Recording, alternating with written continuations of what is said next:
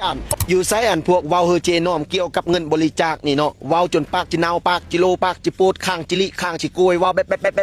ปานตะเบเลียฮีทุกมือทุกเว้นทุกมือทุกยามเห็นเขาลงเพจว่ามีทีม2ทีม3พวกเจ้ามื่นกันตาเบิ่งแม่ภาคใต้เดี๋ยวนี้เขาตกอูผู้ยุกภัยนำท่วมแม่นมือได้คอยเห็นพวกเจ้าแบบ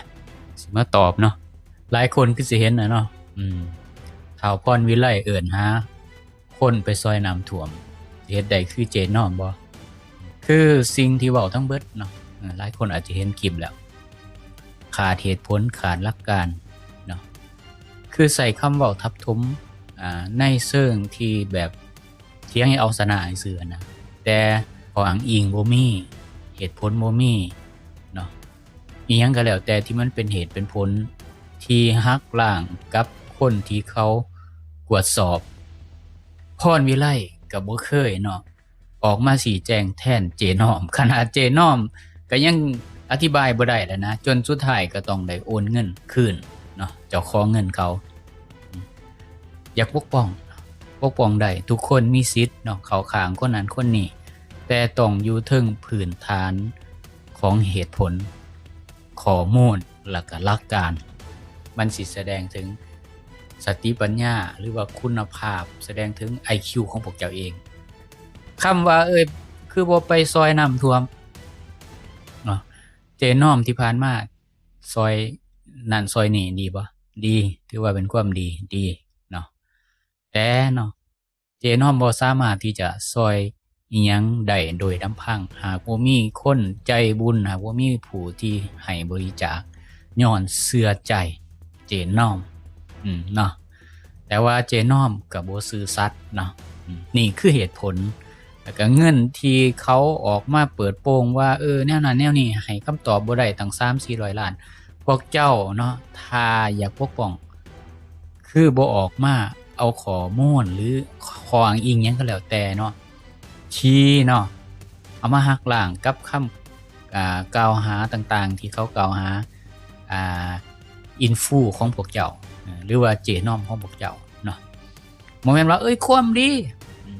ความดีเข้าใจฮู้ความดีเนาะและเงินเนาะที่พยายามอมเนาะตั้งหลายร้อยล้านเนี่ยคืออิหยังมีคำตอบบ่พวกเจ้ามีคำตอบบ่พวกเจ้าต้องแสดงโตต้องมีคำตอบต้องมีข้ออ้างอิงต้องมีเหตุผลที่มันหักล้างได้เนาะเพราะฉะนั้นแล้วเนี่ยอยากปกป้องเนาะอยากเข้าข้างบ่มีไผว่าอิหยังเนาะแต่ว่าต้องมีข้ออ้างอิงมีเหตุผลมีหลักการที่มันหักล้างได้ฟังขึ้นแล้วก็อธิบายได้บ่แม่นว่าเฮ็ดทำความดีอยู่ว่าทำความดีล่ะคืออิหยังเงินคือหายไปไสล่ะแล้วพยายามที่จะอมเงินเนี่ยถ้ามีไผเถียงเอาเนี่ยก็บ่โอนแต่สุดท้ายก็สิทิ่มบ่คือ FC เรานี่เนาะแอดมินจะบอกเลยว่าเป็น FC เกรดต่ำหลายเนาะมีแต่ว่าเขาค้างอย่างเดียวหัวส้นฟ้าน่ะเอิ้นว่าหัวส้นฟ้ายืนกับตายขาเดียวน่ะบ่มีข้ออ้างอิงบ่มีเหตุผลบ่มีหลักการที่จะมาหักล้างได้ในข้อมูลที่ถูกกล่าวหานี่มันแสดงถึงสติปัญญาแสดงถึงคุณภาพของประชากรของคนลาวอีกส่วนหนึ่งที่บ่สนใจหลักการบ่สนใจ